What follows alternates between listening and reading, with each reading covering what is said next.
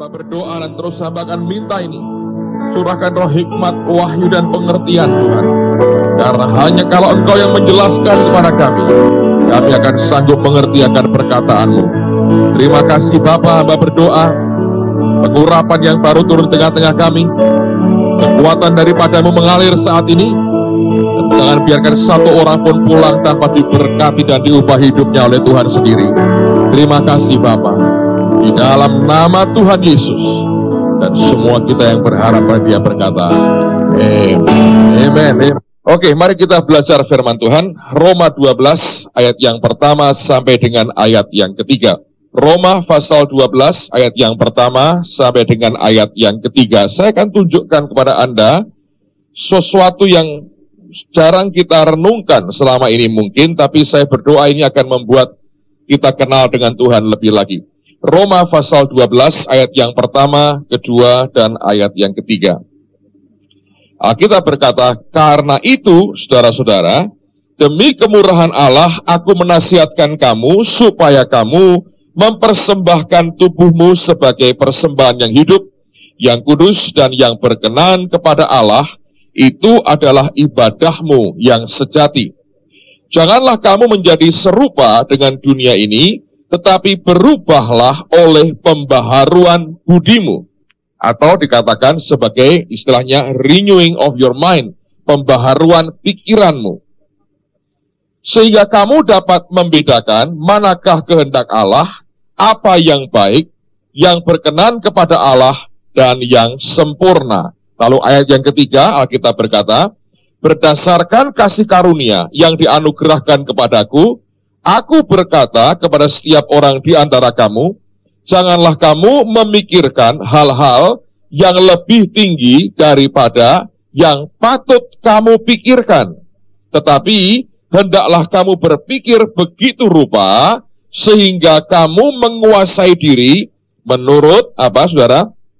Ukuran iman yang dikaruniakan Allah kepada kamu masing-masing. Nah, ayat yang ketiga, saya ingin baca lagi, Anda perhatikan kalimat ini, karena ini memberikan akan pemahaman yang sangat indah sekali buat kita.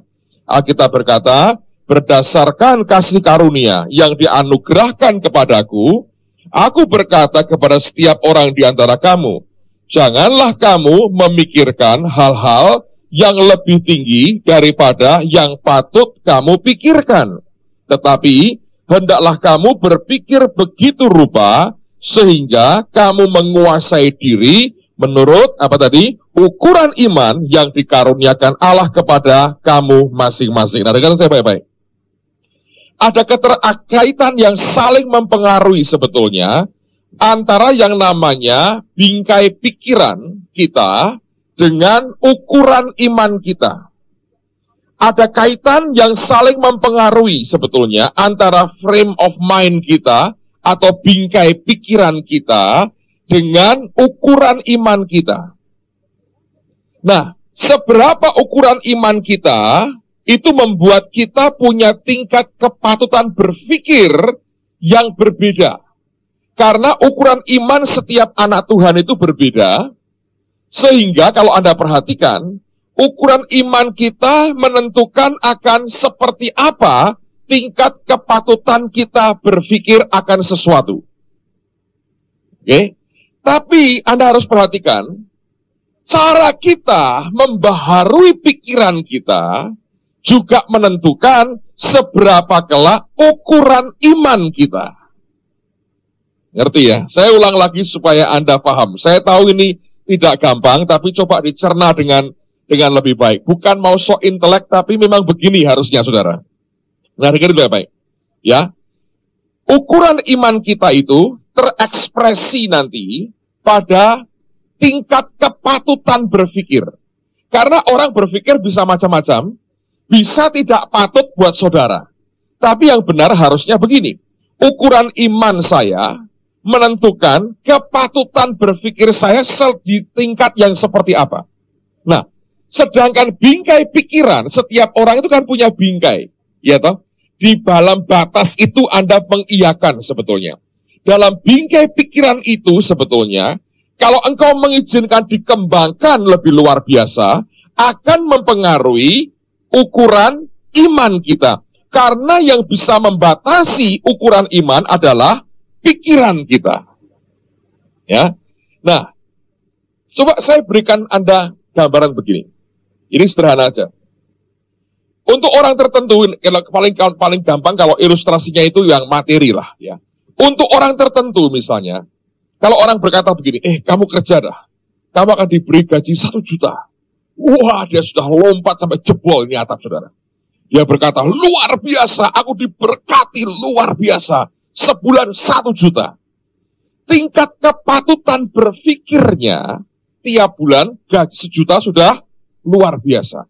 Ada orang lain yang ditawari 10 juta, dia berkata, kalau cuma segitu, lebih baik gua nonton TV di rumah.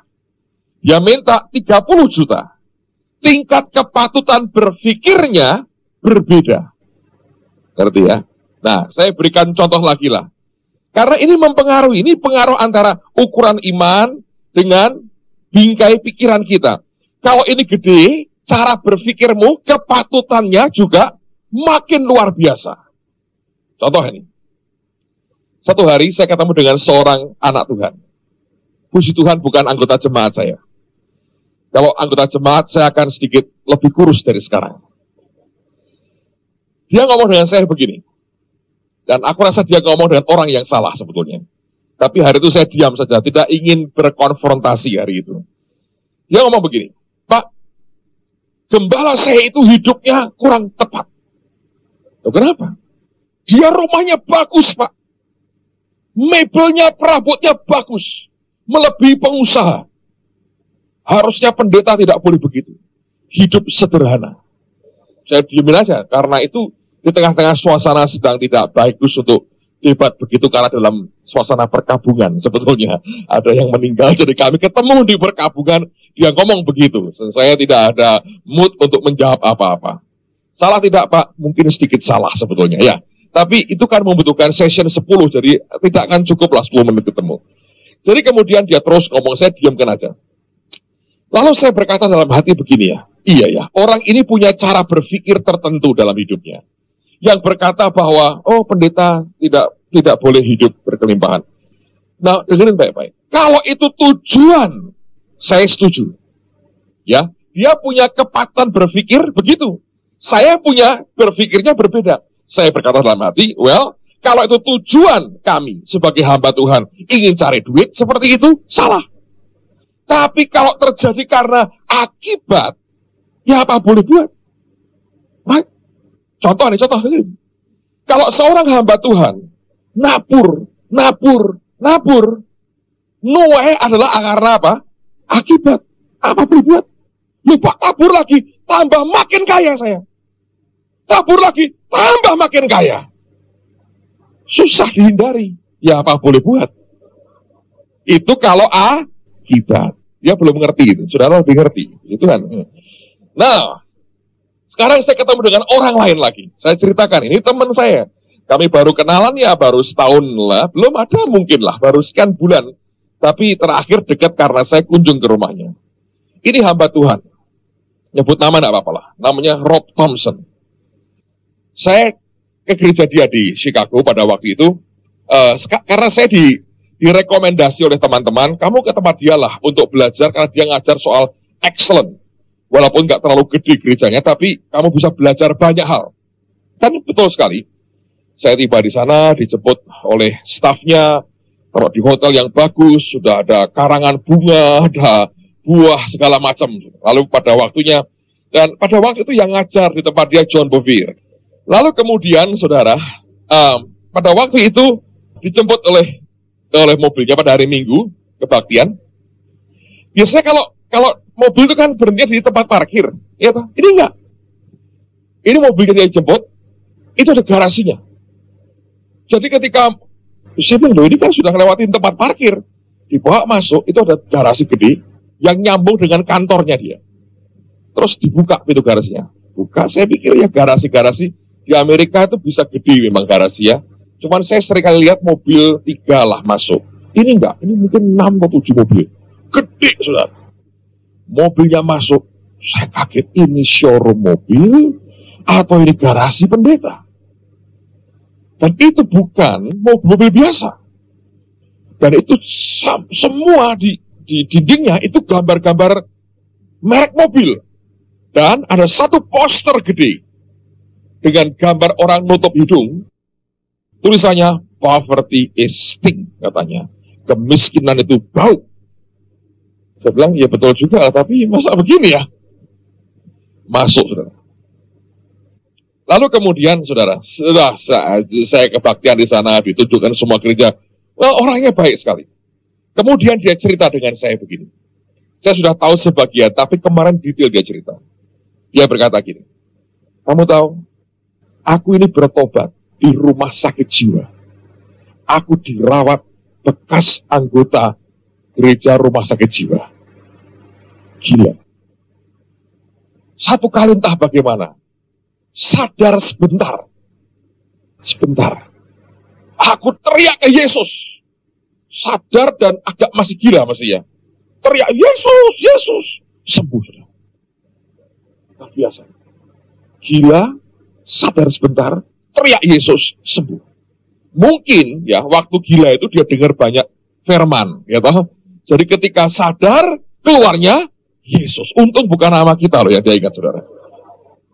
Dia teriak Yesus, sembuh, saudara. Nah, sembuh dia bilang, aku, karena kamu tahu, bekas orang edan, bekas orang gila, mau makmur bagaimana? Dia hidup dalam kemelaratan, sampai betul-betul tidak punya apa-apa. Satu hari dia cerita begini, dan ini awal aku diberkati, dan aku berkata karena bertahun-tahun aku hidup melarat seperti itu, aku pasang poster poverty stink, katanya. Kemiskinan itu bau sekali, karena aku pernah di sana. Lalu kemudian dia berkata gini, satu hari aku ikut kebaktian Kenneth Copeland. Ketika waktu persembahan, aku tidak punya apa-apa itu diberi. Bahkan ballpoint aja aku gak punya, Untuk nyaret khotbah, pakai pensil. Lalu kemudian, untung pensil, saudara. Karena ada story-nya. Kalau ballpoint menurut saya repot. Ketika persembahan itu akan diedarkan, dia bilang, Tuhan, aku tidak punya apa-apa. Yang aku punya, aku berikan kepadamu. Dia patahkan pensilnya dari dua. Kalau ballpoint nggak bisa patah, saudara. Pensil dipatahin. Yang bagian ujung untuk dia nulis, dia masih pakai. Ujung atasnya, dia masukin amplop. Dia tulis nama dia dan permohonan doanya ke Tuhan. Dari sebatang pensil dipotong dari dua. Dia masukkan di amplop. Mungkin waktu itu, kolektan yang ngitung atau asesnya berkata, ini orang gila ini pensil begini. Right? Itu orang gila yang mungkin diomongin orang. Itu yang punya garasi mobil yang saya ceritakan tadi. Menurut saya, waktu ngitung persembahan, orang berkata, masa Kenneth Copeland mau terima sepatah pensil, bukan sepatah kata. Orang berkata, ini gila, dibuang mungkin, saudara. Tapi Allah memperhatikan pengorbanannya. Amen. Nah, dari situ saya belajar begini. Si A punya tingkat kepatutan di level tertentu. Si B berbeda. Oke? Yang kita mesti perhatikan yang pertama, jangan menghakimi orang lain. Sudah. Ya, itu kan levelnya dia. Ya, kita mengajar, terimalah orang yang lemah imannya tanpa mempercakapkan apa? Pendapatnya. Terima apa adanya. Loh kok omongnya gitu? Ya masih begitu dia. So what? Mesti diapain? Nah, ketika orang makin berkembang, tingkat kepatutan berpikirnya kemudian menjadi berubah.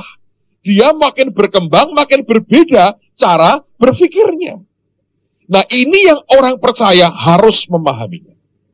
Nah, Pak, bagaimana dengan kita? Saya berkata begini, pertama-tama Anda harus perhatikan cara berpikirmu yang mesti dirubah. Cara pandang kita mesti dibaharui. Supaya ukuran iman kita makin bertambah besar. Kalau tidak, saudara, ini tetap kecil, maka cara berpikir kita, tingkat kepatutan berpikir kita tetap akan rendah. Nah, Alkitab mengajarkan begini. Coba buka Amsal 23, ayat yang ke-7.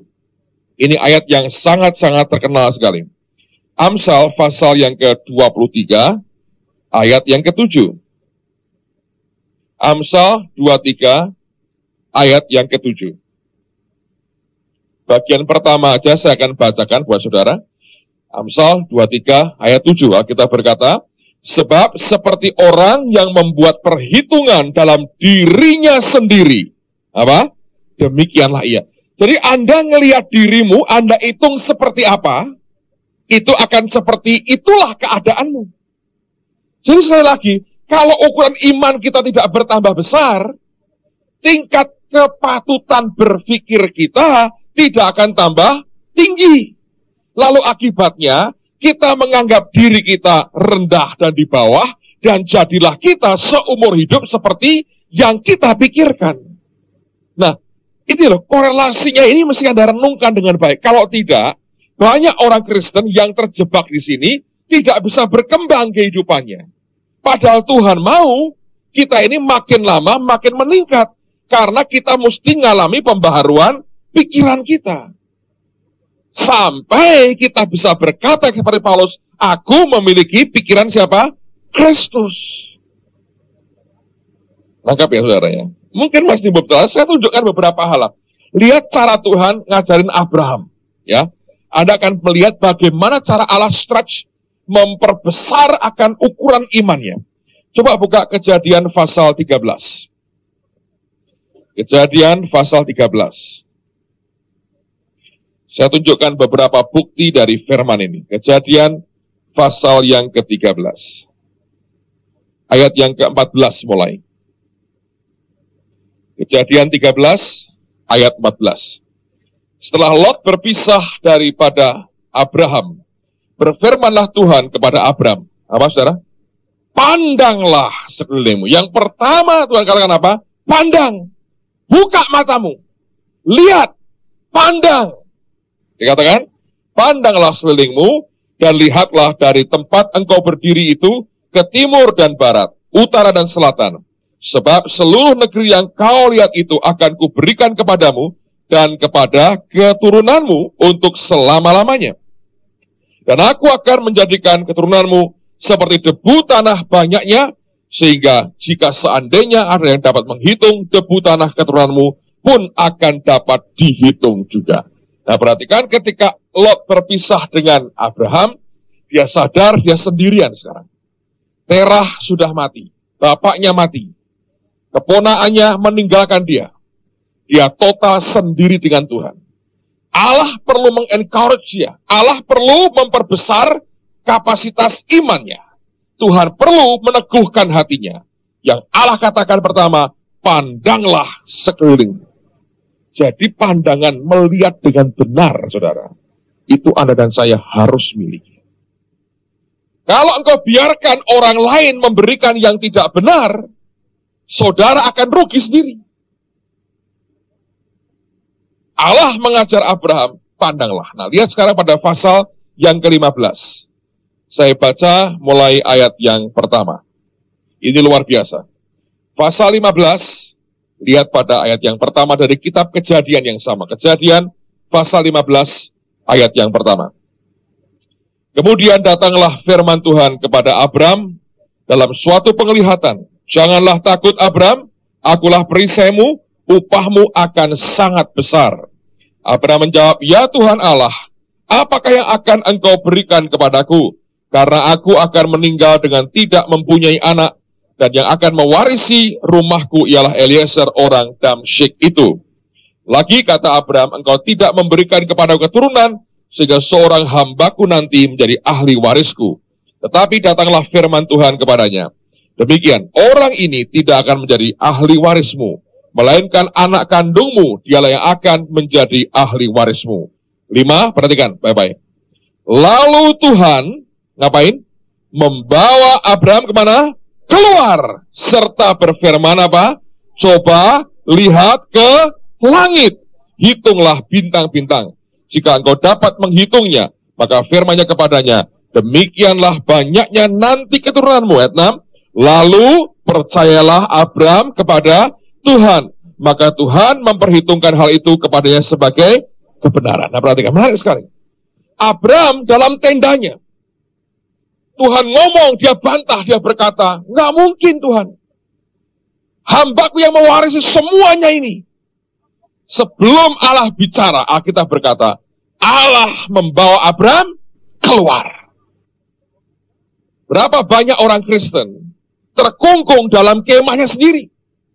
Dalam malam yang gelap, seperti hidup dalam kegelapan. Banyak orang terkurung dalam kemahnya. Allah bicara, nggak bisa percaya. Dan Tuhan harus buat orang ini percaya. Caranya bagaimana? Alkitab berkata, Abraham dibawa keluar. Dan Allah berkata, lihat ke atas, lihat ke langit. Tadinya Allah berkata, lihat debu, lihat ke bawah. Tetap gak bisa percaya. Dibawa keluar, dia berkata, lihat ke atas, lihat ke langit. Allah yang membawa Abraham keluar. Saudara, tanpa sadar, setiap orang itu punya kemah masing-masing. Yang membatasi kita dari melihat apa yang Tuhan mau tunjukkan kepada kita. Itu cara berpikir kita. Cara pandang kita. Sempitnya luar biasa.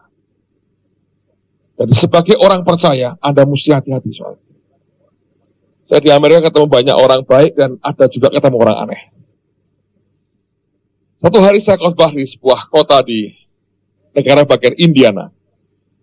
Sebelum acara firman, itu ada rombongan beberapa orang pengen ketemu dengan saya. Di antaranya seorang dosen sekolah teologi. Saya pikir ini orang agak aneh, tapi ternyata memang aneh betul, saudara. Sudah tua, datang dengan baju batik, dan sebetulnya ingin sekali ngajar di sekolah kitab saya. Tapi approach-nya keliru, sehingga saya bilang no way, tidak akan saya terima ini. Orang ini lucu, saudara. Kami duduk, makan, minum sama-sama. Ya, dengar dari teman saya, gembala sidang gereja itu yang undang saya. Terus dia ngomong begini. Dia bilang, Pastor, boleh nggak saya bicara, tapi maaf ya, tidak ada tujuan menyinggung Anda atau menentang saudara. Oh ya boleh, silahkan ngomong apa saja. Saya berkata dalam hati, saya nggak butuh begini sebetulnya sebelum khotbah, tapi ini orang datang dan ngomong begitu. Daripada punya jemaat 10.000, lebih baik punya 100 gereja A100 anggotanya. Oh ya? Loh, kenapa begitu saya berkata? Kalau Anda punya 10.000, engkau sebetulnya bisa membangun kerajaanmu sendiri. Saya bilang kaget juga. Terus terang ngomongnya. Lain sama orang kita kan muternya banyak. Muter siksak, nyasar, nggak pernah nyampe akhirnya. Ini orang straight. Saya kaget juga. Tapi hari itu lagi moodnya keluar juga ingin konfrontasi saya, saudara. Yang tadi tidak, yang ini keluar saya. Saya diam, dia ngomong banyak lebar. Dia berkata, aku sudah tahu banyak gereja yang besar. Dia berkata, itu seperti mamut, seperti gajah purba, gede. Dan dia berkata, lalu ujungnya orang membangun kerajaannya masing-masing. Dia cerita panjang lebar, ketahuan kalau kepahitan sih menurut saya sih, saudara. Dan dia berkata, lebih baik ya 100 gereja, masing-masing 100 anggota, lebih baik ngurusnya lebih intensitasnya lebih bagus, segala macam. Dia sudah puas, saya pandangin matanya, saya berkata gini, boleh gantian saya yang bicara? Oh boleh katanya, kita fair saja katanya, apa saja boleh, bagus saya bilang. Saya berkata gini, ini loh saudara, Anda tahu ya, cara berpikir kepatutan orang, itu bisa begitu di bawah, sampai begitu parah, ini orang pinter, bisa begitu bodoh cara berpikirnya. Saya ngomong begini, kamu harus tahu, saya berkata, soal bangun kerajaan Allah atau kerajaan kita sendiri, itu bukan soal jumlah, itu soal hati. Kamu bisa punya 15 orang, dan kamu bangun kerajaanmu sendiri, kalau kamu kerjakan semuanya dengan caramu sendiri. Bahkan kamu bisa sendirian, single fighter, dan yet kamu bangun kerajaanmu sendiri, karena kamu buat semua dengan caramu, dengan maumu, dengan kemauanmu sendiri, caramu sendiri, dan modelmu sendiri, bukan keinginan Tuhan. Betul nggak saya bilang? Betul juga. Oke? Yang kedua, saya berkata, kamu ngerti ketika Indonesia krisis paling buruk, gereja kami memberi beasiswa 1.000 anak. Selama setahun, kami beri makan 1.000 keluarga. Saya spend ribuan dolar untuk misionari kami ke berbagai bangsa. Tidak untuk gereja. Saya spend ribuan dolar misionari ke berbagai bangsa. Saya berkata, kamu kalau punya 100 jemaat, kamu tidak bisa buat yang saya buat. Yang ketiga, saya bilang, kamu wasting God's money. Kamu akan memboroskan uang Tuhan. Loh kenapa? Kamu harus beli 100 drum, 100 keyboard, 100 mic, saya berkata. Saya cukup 1 keyboard, 1 drum, 1 mic. You wasting God's money. Dia bingung juga. Dan kalau di Indonesia, kamu harus cari izin 100 gereja. Saya perlu cuma 1. Right? Dia bingung juga. Terus saya bilang, ya kalau gitu masing-masing dipakai Tuhan menurut caranya masing-masing. Itu lebih bijaksana yang kedua. Untung lagi moodnya pengen berantem, saudara. Keluar.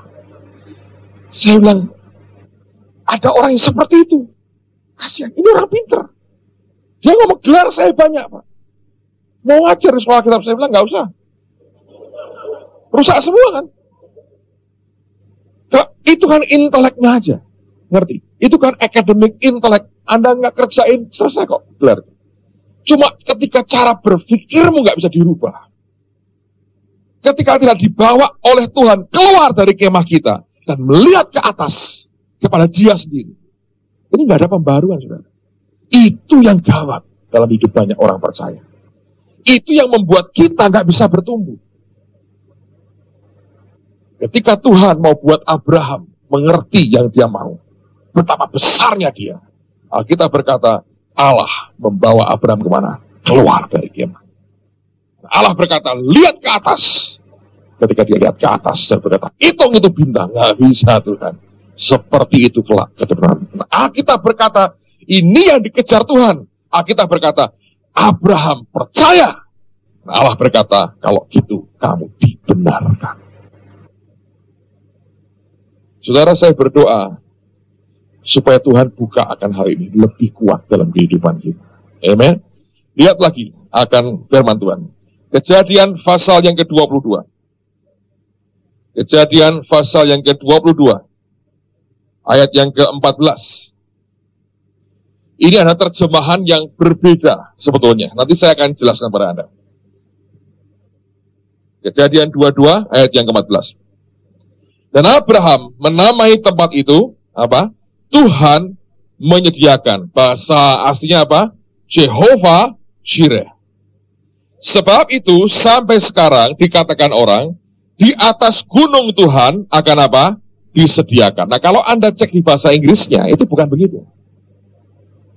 Dikatakan di atas gunung Tuhan akan terlihat. Nah, rupanya kata Jireh artinya to see ahead, melihat yang di depan. Ngerti, saudara?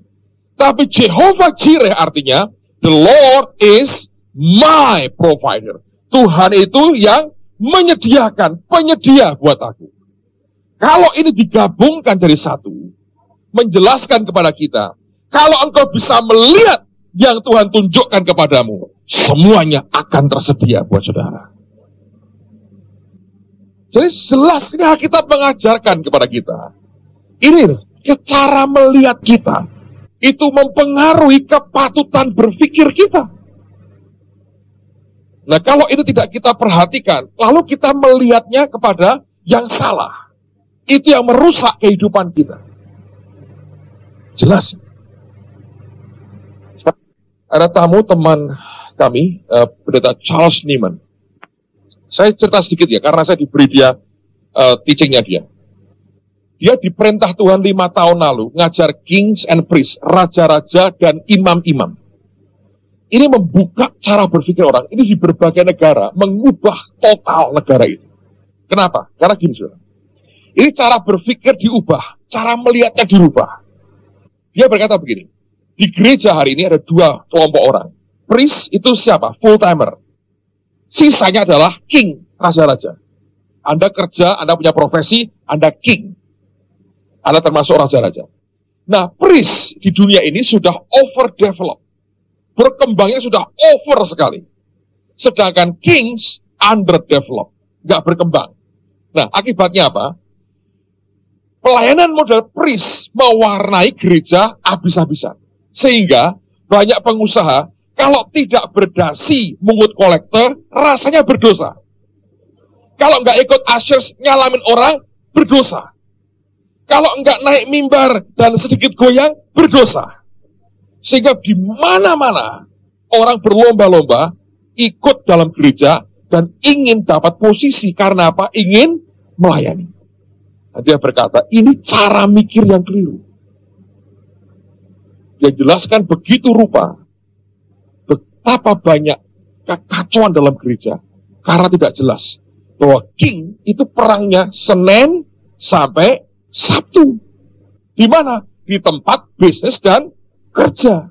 Priestnya persiapannya Senin sampai Sabtu, bertempurnya Minggu, saudara.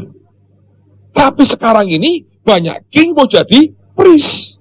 Karena apa? Yang priestnya overdeveloped. Nah, dia ngajar begitu rupa dan dia bersaksi di Afrika Selatan. Itu transformasi gereja luar biasa. Setelah mereka, karena gini banyak pengusaha merasa berdosa. Sekarang kamu jadi ketua apa? Ya, ketua keluarga. Dengan perasaan bersalah. Banyak orang begini, aku mestinya harus nyanyi, main gitar. Loh, kamu kan fals. Ya memang. Itu yang keliru. Nah, dia ngomong gini. Ini bagus, dia berkata gini. Coba lihat sekarang. Karena kingnya itu underdeveloped, nggak dikembangkan, tidak berkembang. Akibatnya apa? Priestnya ngaco. Karena begini, dia ngomong bagus sekali. Priest itu memberikan vision. Kingnya provisionnya. Priestnya ngasih visi, kingnya menyediakan dana untuk visi. Nah, sekarang ini, karena overdeveloped, priestnya, kebanyakan visi. Lalu kurang duit. Jadi ngomong terus terang. Lalu para priest tiap bulan membuat newsletter kepada king. Pertama isinya, oh Tuhan bicara pada saya tengah malam, khusus saudara. Dibuat begitu rupa sepertinya surat pribadi. Tapi ujungnya minta duit. Karena priestnya kebanyakan visi, kurang duit. Kingnya tidak tahu bahwa urapanmu adalah cari duit. Tapi tujuannya untuk bangun kerajaan Allah. Ini kan cara berpikir, saudara. Ngerti? Alkitab berkata, engkau akan mengetahui apa? Kebenaran. Dan kebenaran apa? Itu. Nah, yang kau ketahui akan memerdekakan. Jadi kalau engkau tidak kenali kebenaran itu, tidak mungkin merdeka. Nah, ini yang terjadi di mana-mana, begitu rupanya. Tidak bisa melihat seperti yang Allah inginkan, maka profesionnya tidak pernah muncul. Jehovah Jireh itu, kata Jireh artinya to see ahead, melihat ke depan. Tapi ketika bertemu dengan Tuhan, kita lihat yang Tuhan tunjukkan, maka dia menjadi the Lord is my provider. Kalau Anda bisa nangkep ini aja, saudara. Kita mestinya prihatin sudah sekian tahun lalu. Betapa begitu banyak anak Tuhan yang cara berpikirnya tidak seperti atau belum seperti yang Tuhan mau. Karena itu di Roma dikatakan, hendaklah engkau mengalami apa? Renewing of your mind. Ngerti ya, saudara? Ini bagian yang saya pikir kita ini mesti sadari. Kalau tidak, kacau. Kacau banget. Oke? 2 Raja-Raja pasal 2. 2 Raja-Raja pasal yang kedua. Ayat 9 dan ayat yang ke-10. 2 Raja-Raja 2, ayat 9 dan ayat yang ke-10. Dan sesudah mereka sampai di seberang, berkatalah Elia kepada Elisa, mintalah apa yang hendak kulakukan kepadamu, sebelum aku terangkat daripadamu. Ini Elia itu juga nekat sekali. Dia tanya ke Elisa, minta apa? Jawab Elisa, biarlah kiranya aku mendapat apa? 2 bagian dari rohmu. Nah, banyak orang salah ngerti ini. Dipikir 2 kali hebatnya Elia. Kata 2 kali bagian rohmu itu sebetulnya adalah 2/3. Itu hak kesulungan. Ngerti saudara? Jadi makanya bagaimanapun Elia lebih besar dari Elisa itu iya. Walaupun Elisa buat mujizat lebih banyak, tapi yang muncul di gunung kemuliaan Tabor itu siapa? Musa dan Elia, bukan Elisa. Banyak orang ngajar ini double portion anointing, artinya kamu akan terima 2 kali lipat dari saya. Nah. Yang bisa ngasih itu Tuhan, saudara. Lah kok orang ngajar begitu, Pak? Itu priestnya overdevelop, saudara. Oke? Itu yang terjadi. Yang ngomong Charles Liman, bukan saya hanya nirukan aja. Berkatalah Elia, jadi dia bilang, aku minta hak kesulungan dong. Aku minta itu. Berkatalah Elia, yang kau minta itu adalah apa? Sukar. Nah dengerin ya. Kalau Nabi Elia berkata sukar, artinya sukar. Tidak usah diterjemahkan macam-macam, artinya sukar. Oke? Tetapi ya kita berkata, jika engkau dapat apa? Melihat aku terangkat daripadamu, akan terjadilah kepadamu seperti yang demikian, dan jika tidak, tidak akan terjadi. Ngerti? Jadi melihat itu penting. Melihat seperti yang Allah mau kita lihat. Caranya apa? Itu mesti ya, pikiran kita brainwash dengan firman. Gak usah lain. Baca firman, cuci otak kita dengan firman. Nanti keluarnya yang dari Tuhan. Kalau tidak, cara ngelihat kita seperti orang dunia. Karena itu orang dunia pun berkata gini, seeing is believing. Melihat itu apa? Percaya. Nah, kita mengajar, kita hidup jalan bukan dengan penglihatan. Betul, bukan dengan penglihatan jasmani. Tapi mata rohani kita harus terbuka lebar. Ada cerita menarik. Di Indiana ada kota namanya South Bend. Itu ada TV Kristen, saya lupa namanya, itu WH apa gitu, World Harvest apa namanya. Yang dirikan dulu almarhum Lester Sumrall, yang terkenal itu. Sekarang anak yang nerusin. Saya nggak tahu gimana ngaturnya, pokoknya ketika dengar saya akan di daerah itu, lalu mereka minta saya untuk buat interview di TV. Seumur-umur saya belum pernah nongol di TV. Pernah tapi nggak sengaja lah. Upacara 17 Agustus atau apa. Nggak sengaja. Itu pun nggak ada orang tahu lah. Tapi hari itu memang diminta untuk interview TV. Nah mereka ada acara pagi hari live ya. Itu dari pagi sampai sekian jam itu. Dan ada segmen dibagi dalam segmen yang pendek-pendek 5 menit. Every 5 minutes ganti acara. Jadi saya diprogram untuk diinterview selama 5 menit. Nah pada waktu itu saya nggak tahu bahwa harus di make up, saudara. Jadi saya pernah di make up seumur-umur saya. Di depan istri saya difoto sama istri saya bilang, wah kamu jangan iri ya, saya di make up dengan merek Mary Kay, saudaraku. Dikasih foundation, dikasih bedak begini. Saya bilang, not bad juga ya di make up begini. Hanya tidak ada lipstiknya, itu aja. Nah itu TV nggak tahu gimana, saya nggak tahu gimana. Pokoknya saya nggak diberi instruksi harus bagaimana. Pokoknya kamu nanti duduk, gua tanyain aja. Ya udah, duduk, saudara. Ada direkturnya kan, saudaranya gitu. Saya baru tahu itulah, saya baru tahu itu. Lalu kemudian dikasih apa-apa muncul di TV. Jadi itu disiarkan live. Tanyain, saya jawab aja. Dari jatah 5 menit berkembang sampai 20 menit, saudara. Itu saya nggak tahu gimana. Yang nanya bergairah sekali. Saudaranya itu juga senang dengar itu, jadi dia diem aja.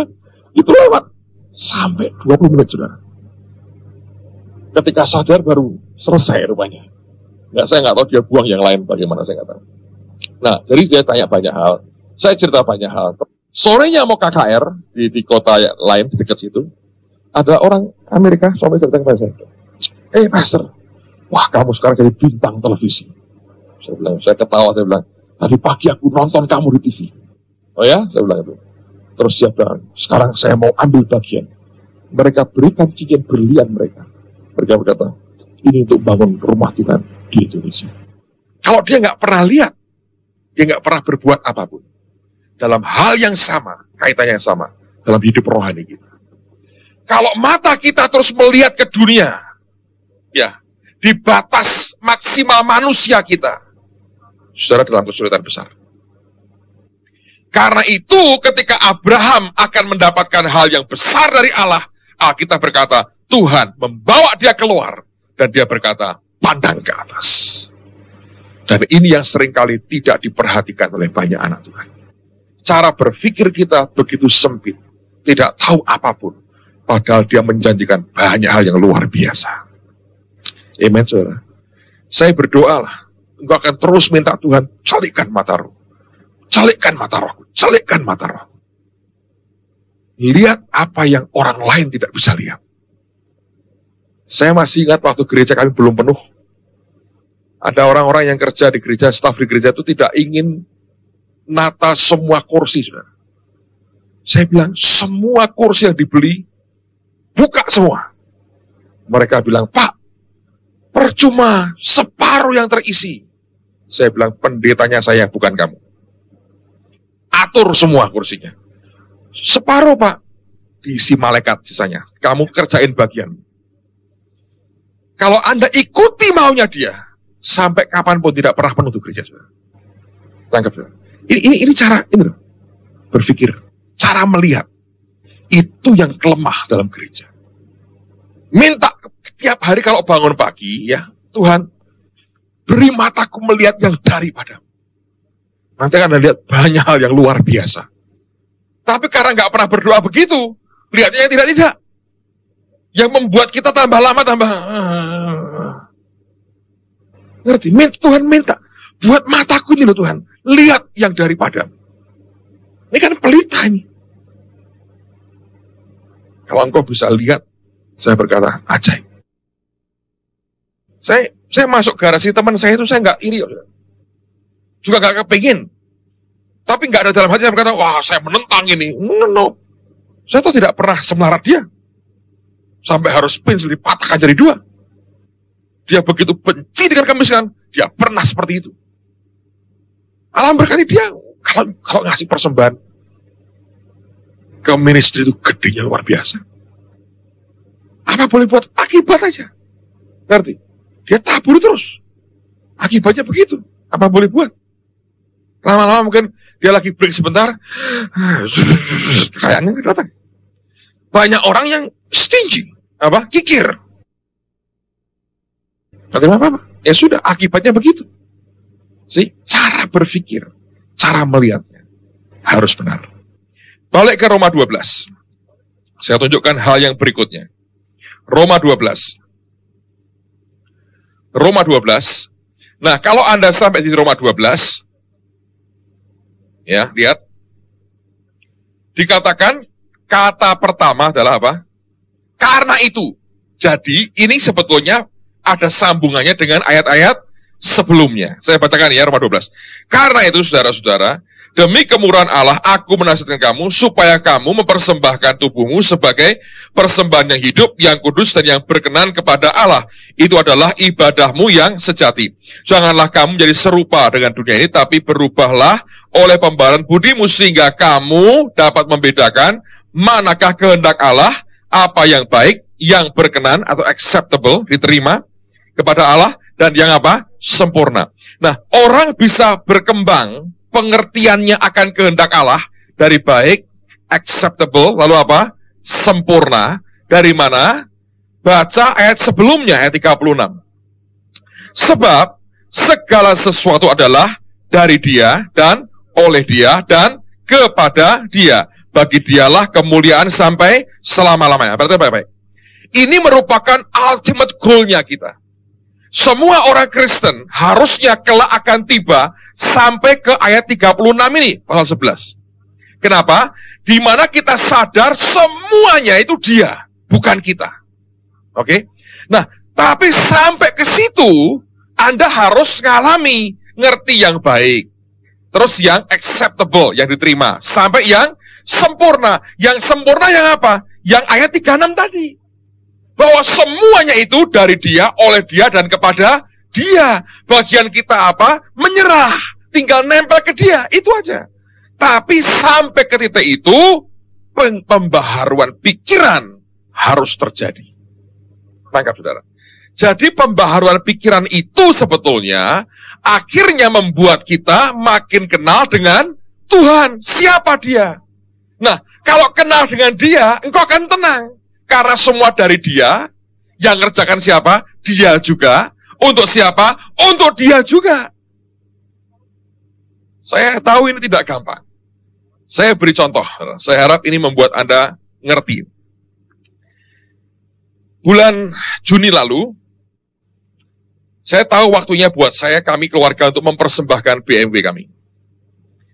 Jadi kami jual. Harganya bagus, saya lepas. Lalu kemudian, setelah itu lewat beberapa saat, satu hari istri saya ngomong begini, malam-malam. Dia berkata gini, aku tuh sebetulnya ngelepas BMW gak apa-apa. Cuman yang berat ini punggungnya sakit waktu itu. Karena naik mobil satunya tuh agak keras, saudara. Jadi dia bilang, ini agak sakit pakai ini. Nah, saya dengar begitu, saya tidak menanggapi dia langsung, tapi diam-diam, saudara, saya ngomong dengan Roh Kudus. Ngomong gini, saya tidak menghimbau, tidak hanya berdiskusi. Lain, saudara, lain. Hanya tukar pendapat, minta pendapat, saya berkata gini. Saya ngomong, Tuhan, Roh Kudus, ini istriku nih, ngeluh loh Tuhan, sakit punggungnya. Seandainya, saya bilang, tidak langsung, saya bilang seandainya aku ini menghimbau kepada Bapak di surga, minta mobil satu lagi yang baik, diberi tidak? Seandainya loh Tuhan, aku belum menghimbau, seandainya. Nah, Anda harus tahu begini, akhirnya, yang menentukan seseorang itu berkenan dan tidak, itu Bapak dan Yesus. Karena itu kau diajar, minta kepada Bapak dalam nama Yesus dan kepada Tuhan Yesus dalam namanya sendiri. Tidak pernah diajar, mintalah kepada Roh Kudus, tidak pernah. Dia datang sebagai penolong kita. Memang mereka equal.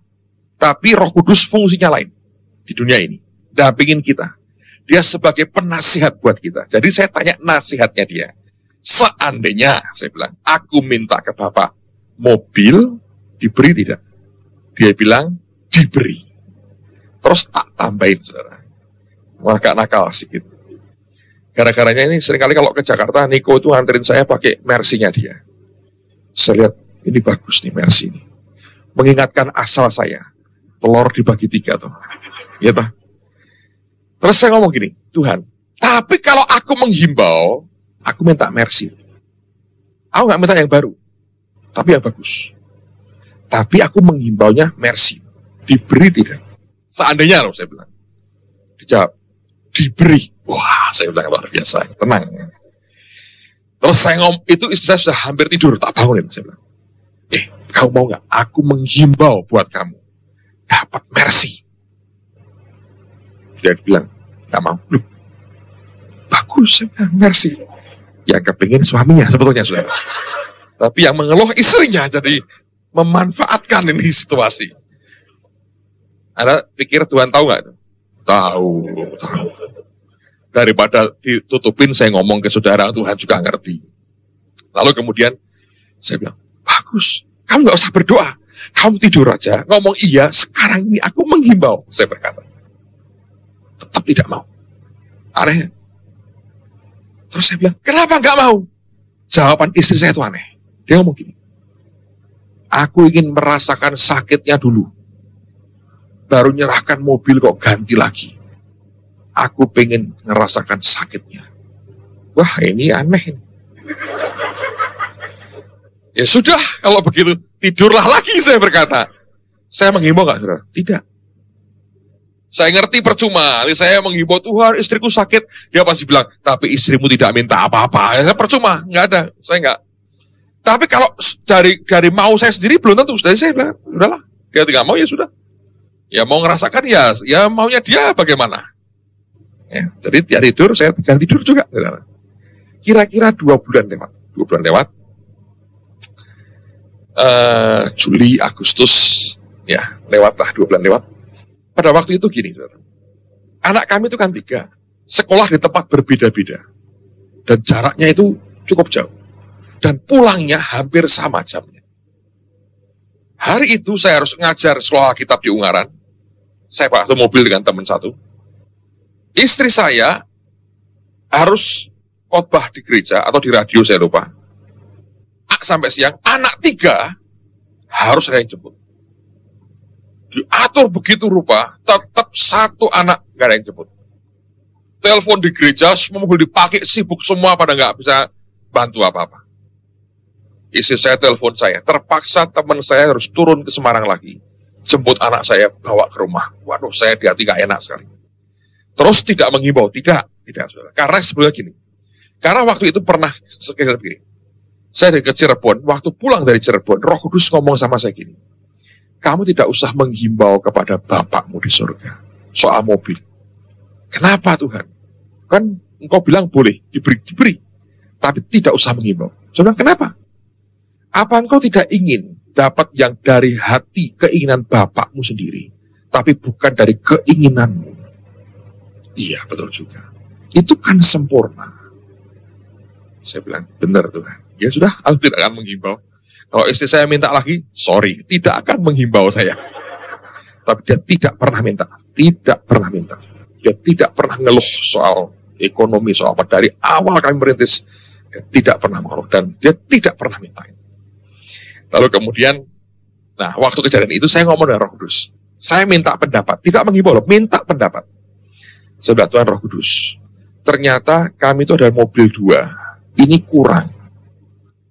Beri aku hikmat caranya bagaimana, supaya mobil 2 ini cukup untuk ngurusin keluargaku. Caranya bagaimana? Saya minta hikmat. Jawabannya berhikmat sekali. Dia berkata apa? Beli. Saya pikir diatur gimana? Beli Tuhan. Iya. Nah, beli yang bagaimana? Dia bilang begini, beli yang lebih murah dari yang mobil kamu persembahkan. Saya bilang, kenapa? Kalau kamu beli lebih mahal, jadi sandungan bagi orang. Beli yang lebih murah, sementara pakai dulu. Oh baik, nah, kalau begitu, kalau engkau sudah tahu kriterianya, ya tolong carikan barangnya dan kirimin duitnya, ya toh? Atau gimana, saudara? Saya suruh milih mobil, saya tidak expert soal mobil. Pak Yusak mungkin lebih ahli, saya tidak ahli mobil. Duitnya juga nggak cukup, saya bilang. Ya kirimin barangnya, kirimin duitnya. Saya bersaksi pada saudara, dalam beberapa hari itu Tuhan kirim duit luar biasa. Udah, nggak tahu barangnya, saya nggak cari, tak diemin. Saya pernah ngomong ke teman satu lagi. Tiba-tiba ada telepon saya, itu Senin tadi, Jumat ya telepon saya. Pak, ada orang Jakarta mau jual. Kondisinya masih bagus, baru jalan 16.000, tahun 97, 5 tahun, jalan 16.000. Itu mobil sebagian besar hidupnya nongkrong di garasi dengan selimut tebal, saudara. Mobil kedinginan, itu nyaris nggak pernah dipakai. Harganya sekian, Pak. Itu duit yang Tuhan kirim, exactly jumlahnya, saudara. Saya bilang, Tuhan, apa ini barangnya? Saya bilang, itu aku sediakan buat kamu. Senin kejadian, saudara. Senin berikutnya sudah masuk di garasi mobil saya. Shhh. Semua dari dia, oleh dia, dan kepada dia. Tapi kalau Anda tidak nyampe ke situ, engkau pasti panik. Anda pasti ribut, Anda mesti tegang dengan banyak hal. Karena itu cara berpikir harus diubah. Jadi saudara, luar biasa. Saya persis hari itu mobilnya masuk. Suami istri tak panggil jemaat saya. Mereka dalam kesulitan. Saya bilang ini. Mereka tahu garasi saya kosong. Aku mau ajak kamu ke garasiku. Ngapain Pak? Apa kita doa di garasi?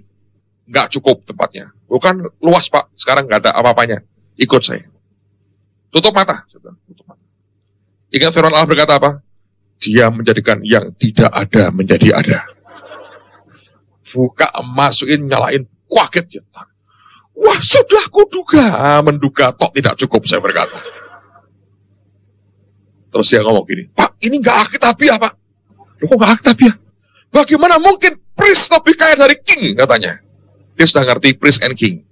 Karena kingnya masih kong, saya berkata. Underdeveloped. Ini hanya akibat. Kamu tak ajarin bertahun-tahun, gak ngerti-ngerti juga. Hari itu saya beri dia session khusus, saudara. Saya berkata, Adali, kalau cara berpikir kita diubah Tuhan, dia ngatur semua. Diatur semua. Nah, sampai tingkat pemahaman begitu, ini loh, peperangannya di pikiran terus. Berantemnya tuh di sini kita. Jadi kalau nggak ada renewing of your mind, ya gawat, saudara. Tidak pernah akan terjadi apapun. Tidak pernah akan kita mendapatkan seperti yang Tuhan janjikan buat kita. Nah, untuk sampai kita paham semua dari dia, oleh dia, kepada dia, karena itu, Paulus berkata, berikan nasihat termasuk renewing of your mind. Kalau ini tidak ditanggulangi dulu, saudara, nggak bisa. Jadi saya mendorong saudara, baca firman, baca firman, baca firman, untuk apa? Merubah cara berpikir gitu, saudara. Amen. Kalau ini terjadi, beda semuanya. Cara bicaramu beda, cara lihatmu beda. Dan betapa banyak orang Kristen yang sebetulnya rugi. Karena cara berpikirnya tidak pernah mau diubah oleh Tuhan. Luar biasa. Mobil sampai Semarang orang shock semua. Pak, cepat sekali. Loh, Tuhan, Allah itu ajaib. Mereka bingung, lihatin. Orang santai-santai begini kok terus ya. Saya bilang, ya ini akibat kok, apa boleh buat. Ini teologi apa boleh buat, saudara. Karena akibat aja.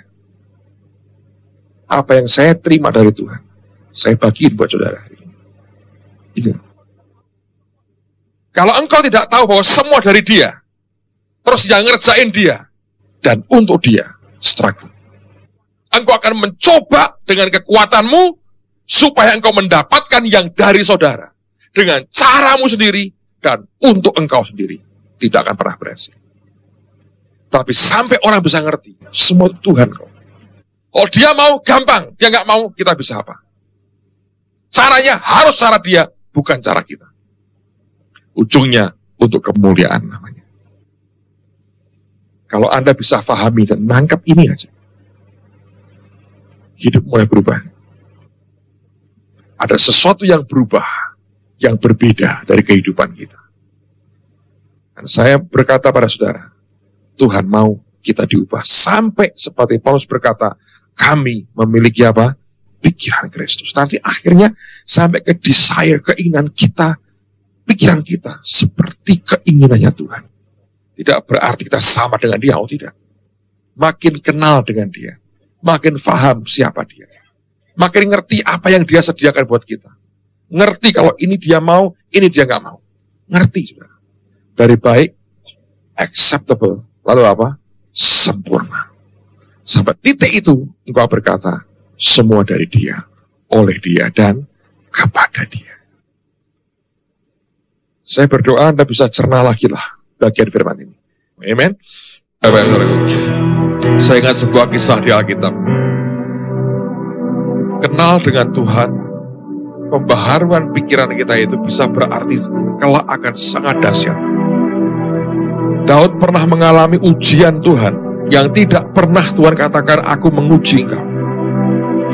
Satu hari kali yang kedua, ketika dia sebetulnya bisa punya kesempatan membunuh Saul, Alkitab mengatakan Tuhan, dengerin ya, membuat seluruh pasukan Saul tertidur. Daud dengan anak buahnya bisa masuk ke perkemahan dan tidak ada orang yang tahu. Bukan setan yang membuat mereka tertidur, Tuhan membuat mereka tertidur. Saya yakin anak buahnya berkata, Daud, Tuhan yang buat mereka tidur. Ngapain? Supaya engkau bisa bunuh orang ini. Nah, dia berkata, izinkan aku tancapkan dia sekali ini, dan tidak akan pernah bangun selama-lamanya. Dia berkata, kita sudah 14 tahun ngembara ke sana seperti orang gila. Ini kesempatan merdeka kita sekarang. Orang ini tidak mengerti seperti yang Daud mengerti, saudara. Saya bersyukur, saudara, dengar baik-baik. Ini yang luar biasa. Kalau Anda renungkan ayat itu, saya baru ingat, sadar begini. Itu ujian Tuhan. Diberi kesempatan sebetulnya untuk berbuat apa yang dia mau. Apapun.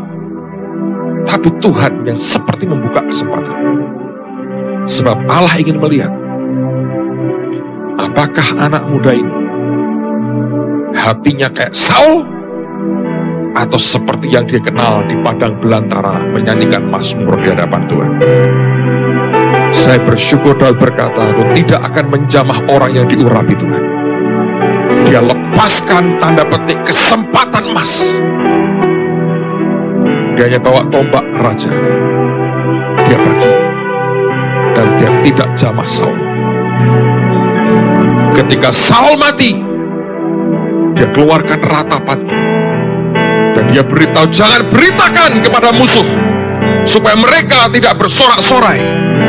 Dia ratapi kematian Saul.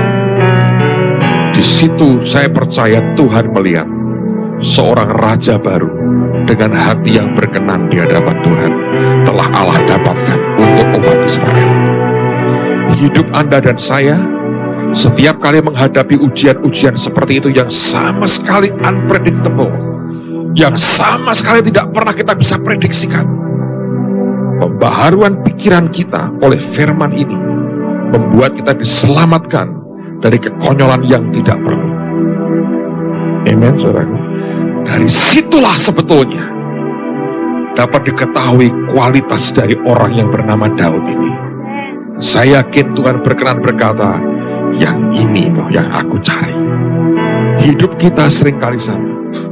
Anda mau tahu siapa yang sebenarnya? Ketika kesempatan dibuka, apakah engkau mengambil itu dengan dagingmu, atau engkau kuasai diri melakukan yang Tuhan inginkan? Ujian-ujian seperti itu menentukan arah masa depan kita bersama dengan Dia. Saya berdoa Tuhan terus baharui pikiran kita, sehingga apapun yang dibuka di depan tetap yang dari Tuhan yang kita kerjakan. Anda tahu, ketika saya berdoa, Tuhan, kenapa Engkau dengan cepat beri aku mobil? Dan ini saya berkata, ini Mercy yang saya terima ini bukan tuayan loh, saudara. Anak-anak berkata, Pak, Bapak nuai ya? Belum. Ini hanya roti pengganjal perut menjelang makan malam, saya berkata. Karena tidak mungkin tuayan saya lebih kecil daripada yang saya tabur. Amen. Ini dinernya jam 7, jam 5 aku sudah kelaparan. Dia beri aku roti supaya aku cukup tahan, saya berkata. Saya bilang, kenapa cepat? Tuhan berkata, waktu engkau ngomong ke istrimu, engkau tawarkan itu, dan dia bilang, tidak, itu menyukakan hatiku. Siapa yang bisa ngerti, saudara, bahwa itu menyenangkan hatinya dia? Dan justru karena itu, dia berbuat lebih cepat dari yang saya pikirkan. Kita punya Allah yang hidup, yang menguji hati setiap kita. Amen. Ya. Karena itu saya berdoa sekali lagi, biarkan firman ini membaharui pikiran kita. Angkat tangan sama-sama di hadapan Tuhan. For of him and through him